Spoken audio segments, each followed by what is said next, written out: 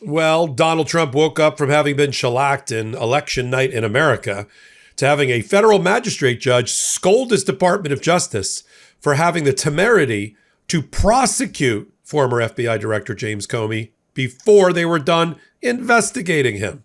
And that didn't fly in Magistrate Judge Fitzpatrick's courtroom at all. Scolded the Department of Justice, told them they are not allowed to indict first and investigate later, and they are to turn over immediately all of the documents that they've been withholding from the defense.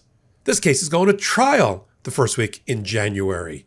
That was always an advantage to the defense because it left the Department of Justice scrambling because they had to provide all of the documents, we call it Brady material, to allow the defense to fashion a defense. And they picked on the wrong magistrate judge. See, there's an Article 3 judge, Judge Nachmanoff, who presides over the case. And then there's a magistrate judge. And magistrate judges, especially in criminal proceedings, do many of the activities that we associate with judges. They handle search warrants and subpoenas and a lot of times arraignments and bonds and bail. They take, as I said, they take arraignments, they take guilty pleas or not guilty pleas. And they handle things like documents that need to be turned over. They answer to the federal judge, Judge Nachmanoff, but they are a judge in their own right. And Judge William Fitzpatrick is one you don't want to mess with. He's been on the bench about 3 years, but where did he come from? He came from the Eastern District of Virginia U.S. Attorney's Office, where he was the head of many divisions about complicated, complex criminal litigation. So he knows a thing or two about the Eastern District of Virginia, now headed by Lindsey Halligan and a bunch of carpetbaggers from outside of the Eastern District of Virginia that she brought in to help her with the case. And he is none too pleased. He's ordered that by tomorrow, all tens of thousands of pages of documents and the grand jury materials to find out exactly what Lindsey Halligan said or did to obtain that indictment, that strange, wacko, inferior, sloppy indictment against former FBI Director James Comey. We're now one way or the other with two separate judges now ordering grand jury material to be turned over so early in a case. It's remarkable. I'm glad you're here on the MeidasTouch Network and on Legal AF. I'm Michael Popok. Now, Judge Fitzpatrick is, for all intents and purposes, the one who's going to make all the decisions about documents in the case. We call it Brady material when it's a criminal case. And the turnover of this material is very important to the Sixth Amendment rights of a defendant. Because without it, they can't fashion a defense. And the prosecutors, I mean, this isn't my cousin Vinny, the prosecutors aren't allowed to hide the ball and hide the documents and turn them over late. And that's what got Judge Fitzpatrick so upset. Now, just to add to the confusion, the lawyer arguing for James Comey is his lawyer, and his name is Patrick Fitzgerald. So you had Patrick Fitzgerald arguing to William Fitzpatrick. I'm waiting for the bagpipes to start playing. And it was entirely in favor of the Comey side during today's hearing. Now, Judge Nachmanoff, who presides over the case, he sent all these issues to have to be resolved by Judge Fitzpatrick. Like the Department of Justice, because they don't like the fact that everybody's moving to dismiss Lindsey Halligan as illegally appointed as the Eastern District, Virginia U.S. Attorney. They were suggesting that they might move to disqualify Patrick Fitzgerald, the lawyer for James Comey, because he might have been exposed to some classified documents in the past related to Comey as an attorney for Comey. Yeah, Fitzpatrick, the magistrate, is not buying that at all. Okay. And as to the grand jury, we now have two different federal judges ordering the turnover by tomorrow of the grand jury materials on Thursday. One, you've got Judge Curry, who sits in South Carolina. She presides over one major issue in both the Comey indictment and the Letitia James indictment, both by Halligan, which is Halligan properly appointed under Section 546 of the Vacancy Reform Act, yes or no? And she wants the grand jury materials. Now, she already ordered them to be turned over to her in South Carolina because she's only handling this one issue by Monday, and it didn't happen. So she issued a second order, giving them until today. Until Wednesday to issue, to give her every piece of paper about Lindsey Halligan's role, about the grand jury proceeding, the full transcripts. If there's an audio version, the full audio version to her today. By tomorrow, they got to do the exact same thing and turn that over to the defense in the Comey indictment because Magistrate Judge Fitzpatrick has ordered that. See, these magistrate judges, it's sort of a training academy. They want to become Article 3 judges. I've never met a magistrate judge that just wanted to be a magistrate judge.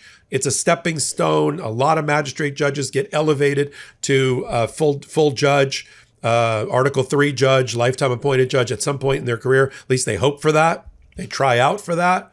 And this one is Lindsey Halligan's worst nightmare because he's a real federal prosecutor and a deputy chief from within the office that she now heads in the last month. I'm sure that he's concerned with what he's observing with the destruction of the Department of Justice and a once proud office that he worked in.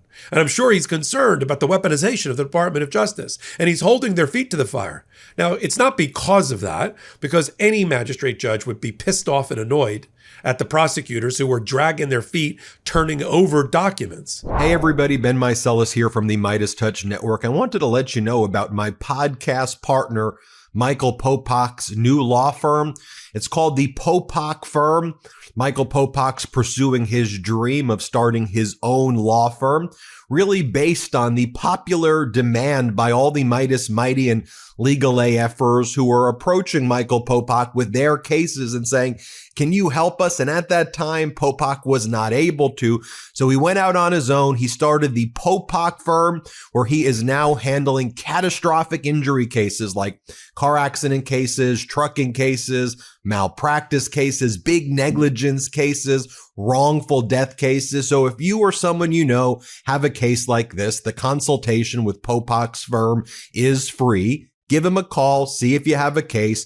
It's thepopokfirm.com, thepopokfirm.com, or you can call 877-POPOK-AF, P-O-P-O-K-A-F. So 1-877-POPOK-AF. Give Michael Popok a call. And I'm really proud of you, Popok. Thanks for all the hard work you're putting in. Now, this was here to wind it back. This hearing was about a motion made by the Department of Justice. You wouldn't know it from the way the hearing went. They brought a motion to establish a filter protocol to make sure documents get delivered in a certain way to certain parties, and they raised the issue about maybe there's a conflict. The judge was like, yeah, okay, great. You're turning all this over. When you hear a magistrate judge say out loud, indict first and investigate later is not the way it's going to happen, and this gets fixed in my courtroom now, you're in trouble. Now, I've been doing this for 35 years in federal courts. And when I mean, regardless of their title, full-blown Article 3 federal judge like Nachmanoff or magistrate judge like Fitzpatrick, they get the same respect. They have similar powers. You can't say, well, you can't make me do that. You're not a real judge. You're a magistrate judge. I've had cases where I've never seen the real judge. I've only dealt with the magistrate judge for every major issue in the case. The only time I saw the judge is when I went to trial. And if I settled the case, I never saw the judge at all. You know, maybe at a cocktail reception, but not in the case. So they are, for all intents and purposes, your judge. And you have to treat them with that respect because they handle the lion's share, the bulk of the procedural issues and about documents, about bond, about bail, about release, about all sorts of things are handled at magistrate judge level. So this, let me put it this way. This did not go well for Donald Trump. I mean, it didn't go well in the electorate. And it's not just, I have a friend of mine who's Republican who wrote me a text message interpreting the election results, you know. Oh, they only won in blue states. I don't think that's the way you can interpret that. The way to interpret the election results is not only did the Democrats overwhelm their Republican counterparts in Virginia governor race, for New Jersey governor race, Prop 50. But if you look below that, the delegate race in Pennsylvania, they flipped 13 seats away from the Republicans. In New Jersey, she won, Mikey Sherrill won counties that had gone Trump before. Same thing in Virginia with Spanberger, Governor Spanberger. So, you know, when you look at the details of how women and Hispanics and the young people and the elderly and all of that, independents all voted, it was a terrible night for Donald Trump. and it's just a shellacking of epic proportion that they can't wish away in the White House. And then you come into the courtrooms where they are also losing at a 93% clip in the courts, even at the United States Supreme Court during oral argument of the tariffs. And I'll do a separate hot take on the tariffs that were before the Supreme Court today for Donald Trump. It's not looking good for him to keep his signature linchpin of his entire presidency is being able to punish 138 countries and Americans with tariffs. I'm not so sure that survives. I'll do a deeper dive on that along with bringing in some people who were in the room at the United States Supreme Court, like Attorney General Bonta. So I'm glad you're here on MeidasTouch, and maybe you were here from MeidasTouch's coverage of election night in America, and saw my show, The Intersection, that preceded it. If not, I'm Michael Popok. Hit the free subscribe button here on MeidasTouch. Come over to Legal AF YouTube and be a part of our march to 1 million subscribers. We're at 910,000 and rolling. We should hit that before Thanksgiving at the rate we're going. And then come over to Legal AF Substack and help us continue to grow that community with a paid membership. Less than $7 a month gets you so much content, including commercial-free versions of our podcasts. So until my next report, I'm Michael Popok. Can't get your fill of Legal AF? Me neither. That's why we formed the Legal AF Substack. Every time we mention something in a hot take, whether it's a court filing or a oral argument, come over to the Substack. You'll find the court filing and the oral argument there, including a daily roundup that I do called, wait for it, Morning AF. What else? All the other contributors from Legal AF are there as well. We got some new reporting. We got interviews. We got ad-free versions of the podcast and hot takes. Where? Legal AF on Substack. Come over now to free subscribe.